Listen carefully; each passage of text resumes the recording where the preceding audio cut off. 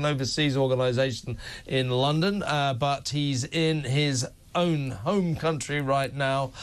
He is Erol Morkoc. Hi, Erol. Hi there. Thank you for having me. Thank you for joining us. Did you see... You know what they say? They say a week is a long time in politics. Kamala Harris, on Sunday, discovered that an hour is a long time in politics as well, or, to be more precise, 60 minutes. She appeared on 60 Minutes, and I think may have ruined her campaign. Bill Whitaker, fantastic operator, great reporter, polite, but the very epitome of what you might call the quiet assassin. He very politely just did what she hates the most. He asked her precise questions, and she had no answers. It was a car crash, wasn't it? Not only was it a car crash, but the amusing part was Donald Trump has had his own foibles with 60 Minutes. The difference was this time she was asked legitimate questions and completely devolved into word salad. I think at one point she was asked a question around the lines of, what would you do differently here? And she goes, well, I'm vice president and I flipped, well, what were you flip-flopping? She goes, oh, I'm vice president. I travel a lot. Like, the answers were so asinine. There was no connection between what the voter's looking for and what she's saying.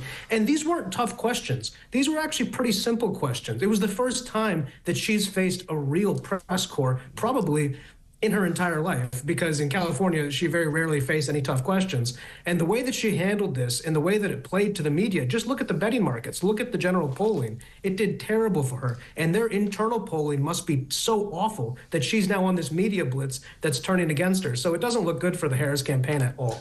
And every question he asked, I mean, for example, so he quizzed her on, all of her policies that are, that are actually shifting rightwards, because she realises her left-wing extremism isn't very electable. Yeah. But she's still sort of tied to this kind of, giving loads of money to first-time home buyers. She's tied to child tax breaks and so on and so forth. Going to cost a lot of money. But Bill said that Congress and the Senate, for that matter, are very hard. It's very hard to get stuff through. It's a crapshoot. How are you going to get this stuff through? This was her answer. He said, how are you going to get this through Congress?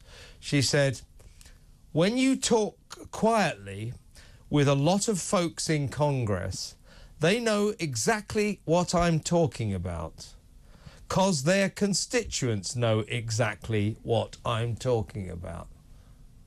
Yeah, I mean, that's been sort of her go-to. Her and Tim Walz, they say, you know me. No, we don't know you. They use these sort of disarming phrases like, my constituents or people know what I'm talking about. Nobody knows what you're talking about. And when you talk about things like a $25,000 first-time homebuyer credit, which you could argue in some respects can be beneficial to some groups, you don't also look at the fact that every house is going to go up by $25,000. You look at the child tax credit. She only brought that up, actually, because J.D. Vance brought up a child tax credit increase, and she realized, hey, the conservatives are being more child-friendly than the liberals, let's call them, if they want to be called that.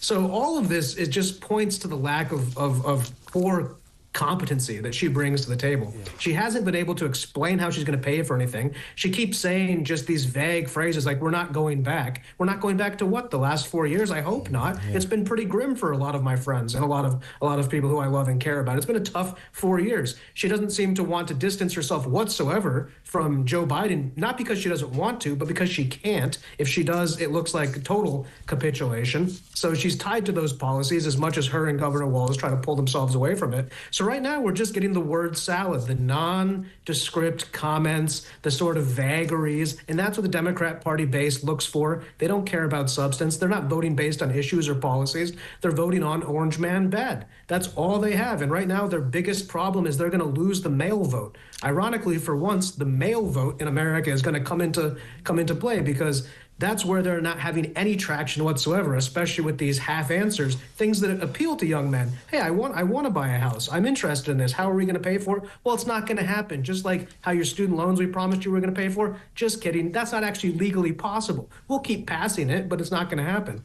And so these are the things that are going to lose the votes for, and it's going to deliver the White House to Donald Trump. Yeah, and Bill Whitaker pressed her on her tendency to U-turn. I mean, she's U-turned on all issues that she used to blare on about because they're very left-wing kind of standpoints, very un-American, I would suggest.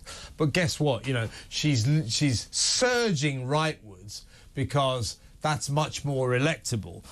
You know, she's one of those politicians, isn't she? If you don't like my opinions, I have others. Anyway, he said, you know, you've U-turned. You know, this is just a small section of what she's U-turned. You've U-turned on immigration. You know, you used to be very loose about it. Now you want to be tight about it. Let's not talk about the 20 million migrants who've busted through the southern border from Mexico since you and Biden took over.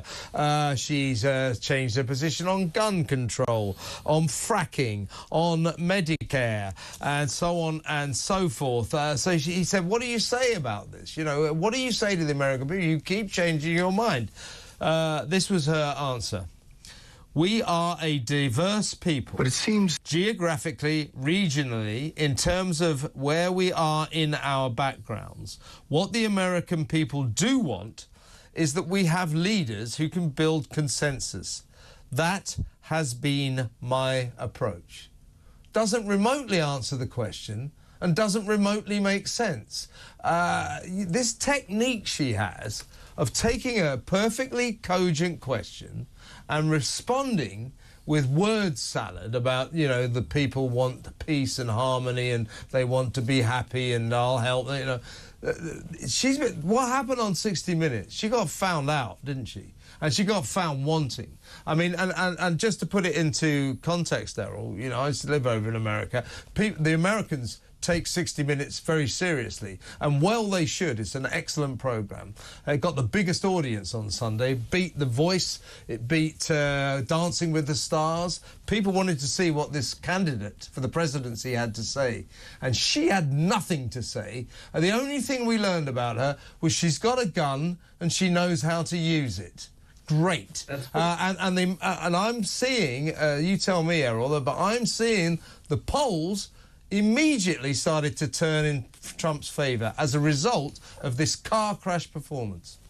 Oh, absolutely. I mean, obfuscation through idiocracy is not a good strategy. Appearing so stupid that even your most staunch defenders start to question what you're talking about. And the funny thing was, she said she has a Glock. Keep in mind, that's the most common gun that a police officer carries. It would have been great if they had asked her, do you keep the safety on the Glock? Because she probably would have said, oh, yes, of course, not knowing the mechanisms on the Glock are different than other guns. We were one question away, actually, from finding her out to be a liar because she would not have known the right answer to that. But that's the kind of thing. She's a fair weather candidate, flavor of the week. You know, like you said earlier, if my policies today don't interest you, try these policies. Yeah. And she's sort of run out of rope.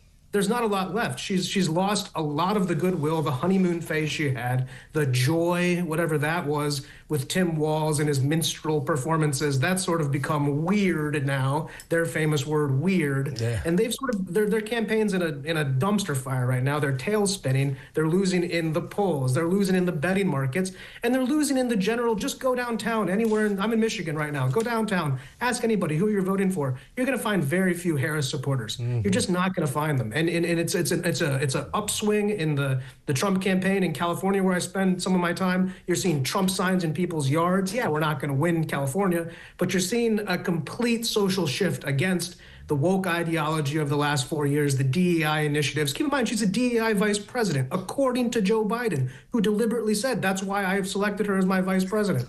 So that sort of incompetence, the age of incompetence, is coming to an end, we hope. And these kind of interviews that she's doing are sort of the swan song to what has been a joke of an American administration. Yeah, and furthermore, Joe Biden, lest we forget, he is still your president. But there's life in the old dog yet, and he of course, remains furious that his treacherous VP dumped him, actually conspired to consign him to the scrap heap of Washington history. He's furious about this. So he's been spending this week saying, you know, because she's blatantly, shamelessly tried to distance herself from the policies of the Biden-Harris administration, the disastrous policies, by saying, oh, well, you know, that's Joe. You know, I was busy with VP work. He said, oh, no, no, no. She was integrally involved every step of the way. So Joe is having the last laugh. And the net result of this, Errol, as far as I understand it, I mean, the polls are turning in Donald Trump's direction, particularly in the swing states, which are the states that count. Oh, yeah, they're going in his favor in the states that count. And when you look at little things by Joe Biden, putting on that red McGuy hat down in the Pennsylvania rally, jokingly mentioning, hey, no, she's been part of the entire administration. She's integral in everything we've done. You can tell that, you know, there's two camps in the White House right now, and they're divided because I think Joe Biden actually would have done better in this election than Kamala Harris. Interesting. I really do think so. At first glance, you'd say no, but you look at a statesman who in some, to his, at least his voters, he won a primary. You look at Kamala Harris, she won nothing at any point, and now that's being reflected in the polls. You know, Joe Biden could have had a second debate.